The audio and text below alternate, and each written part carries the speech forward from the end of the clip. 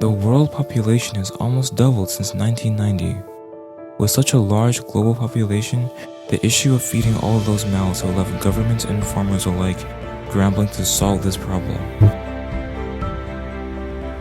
For every 1 degree Celsius rise in temperature, harvests of rice, wheat, and corn decreased by 10%. In a century where temperatures could rise many degrees, crops could be devastated.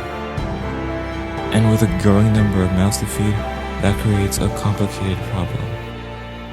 Join me as we dive into this problem and its potential solutions.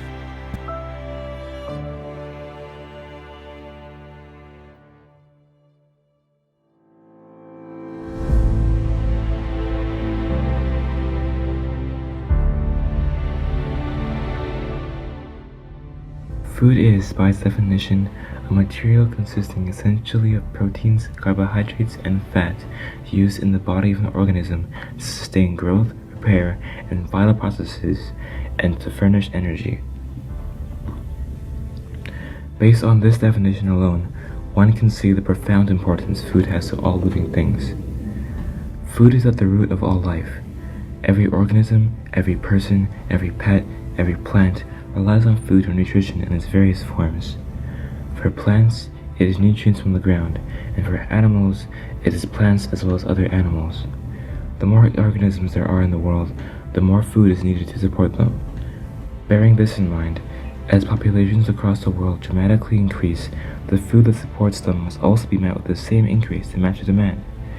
This is a very difficult task, however, and some of the solutions are not easy. In order to know how to solve this, we must first understand how the global food system currently works, which all starts at the farm.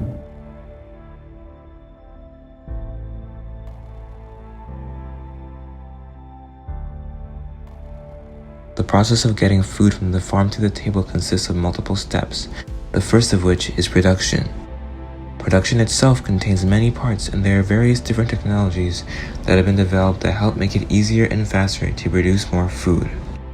Chemicals, if you look at the product glyphosate, every product has an LD, it's a lethal dose.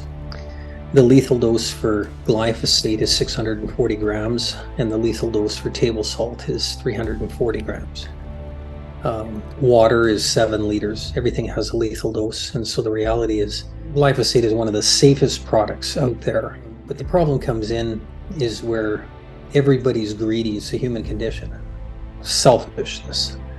And so even farmers are selfish, and they go, wow, this product works pretty good. We can dry down the crop quicker, so we can spray and desiccate the crop with glyphosate and then harvest the crop. And so then it ends up in the cereal box. This is an interesting problem because some sources suggest that the negative effects of glyphosate include genetic damage from it being a carcinogen, oxidative stress, which is an imbalance that causes inability to clear harmful bodies from your body, and deterioration of the nervous system that in some cases can lead to behavioral and motor disorders. In actuality, the United States Environmental Protection Agency found that there is no harmful effect of glyphosate when glyphosate is used according to its current label, and that it really is not a human carcinogen. It regarded glyphosate's pros to outweigh the cons when it is used properly, and so it is still in use. Another technology that is used in food production is genetically modifying plants and animals to make more efficient crops that are bigger, more nutritious, and that can resist pests. GMOs greatly improve the productivity of a farm, but the problem is that it is represented in the media as potentially dangerous, and because of this, it is regarded with concern. There are two sides to the debate that has been formed around this new technology. GMOs are banned in the European Union, Australia, and Japan, among many others.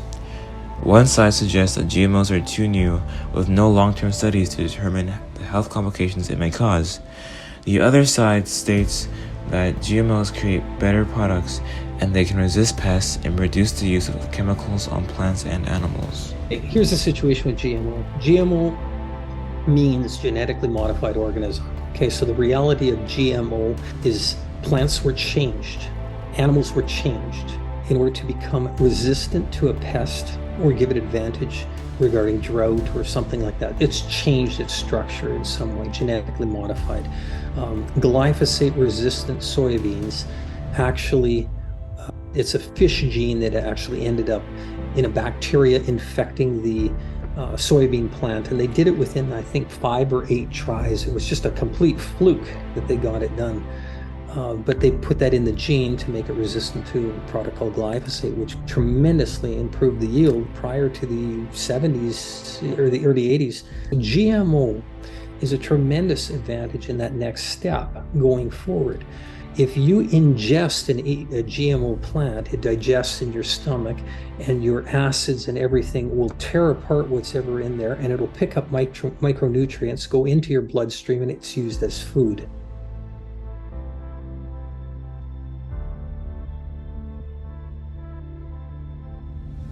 The current global hunger and malnutrition crisis is huge.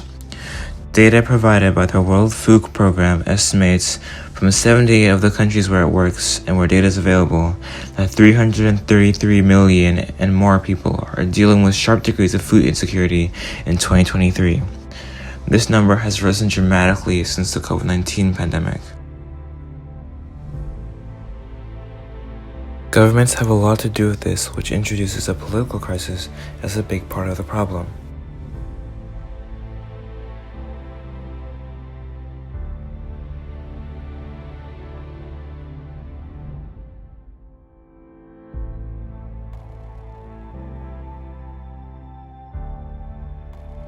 The political crisis is on both sides of the aisle. It doesn't matter whether it's left or right in the thinking. All governments do stuff in order to get reelected, but the reality is there's no food crisis if we took all the fuel that was going in ethanol tanks and put it in people's stomachs, and took all the soybeans. 25% of the soybeans are crushed to go into biodiesel. And it's the same thing as a net loss to the environment. So there's no food crisis. We have a political crisis of common sense. This video from the European Parliament shows Dutch Member of Parliament Rob Ross defending farmers as they are faced with many challenges which could potentially cause a food crisis across Europe. Boeren in protest.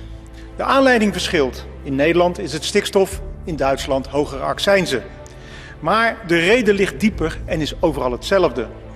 In Brussel en in onze hoofdsteden hebben regenten besloten dat we verkeerd leven en dat alles anders moet. Er is een gigantische kloof ontstaan tussen de grote meerderheid en de stedelijke academische regentenklasse. Die klasse die beheert de politiek, maar waardeert boeren niet, terwijl de boeren ons voeden. Iedere dag. Regentenklasse wil onze boeren laten verdwijnen, regeltje voor regeltje, om daarna handelsakkoorden te sluiten met de hele wereld. Voortaan gaan we appels uit Vietnam invliegen, in naam van het klimaat natuurlijk. Jullie leden van het Europees Parlement moeten in de spiegel kijken. De massale boerenprotesten gaan over jullie. Jullie zijn hier verantwoordelijk voor. Stop mensen te dwingen anders te leven. Stop de boeren het werk onmogelijk te maken. We hebben onze boeren keihard nodig.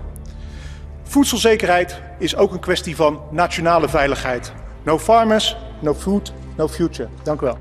German farmers are braving the January weather to show the government that they are not willing to fill in the budget deficits that the government has created for themselves. It's not the farmers that created budget deficits. Now, the way that it works in Germany is when they have a deficit, it's illegal. It's not like in the United States where the debt clock can just run up to our heart's content. So when the German government found this deficit, they said, well, we need to plug it. Where are we going to do that? We're going to reach into farmers' tax credits. We're going to take it from the farmers. The farmers are saying, no, actually, we can't afford it, and we are not your low-hanging fruit to just take from us. You see where I'm going there? Fruit. Farmers. So they announced today a week of action, and Redacted showed up in person to see for ourselves. Clayton is freezing his butt off alongside the farmers to find out what they want and what the government is going to do about it. So see for yourself. I'm Clayton Morris in the middle of Berlin at the Brandenburg Gates, where last night around 5 p.m. there were no farmers here, there were no trucks here, there were no dump trucks. And this morning, hundreds upon hundreds of tractors arriving with one simple message: no farmers, no future for the future of Germany, with skyrocketing taxes and fuel costs that have put them prohibitively out of business. The impact of factors such as population growth, urbanization, climate, politics, and changing dietary preferences all severely affect food production and distribution. There is great importance in comprehending the intricate web of issues surrounding food security to understand the urgency of uncovering sustainable solutions and to then implement them. The global food crisis would never have occurred to this extent if governing bodies took priority in addressing the issue.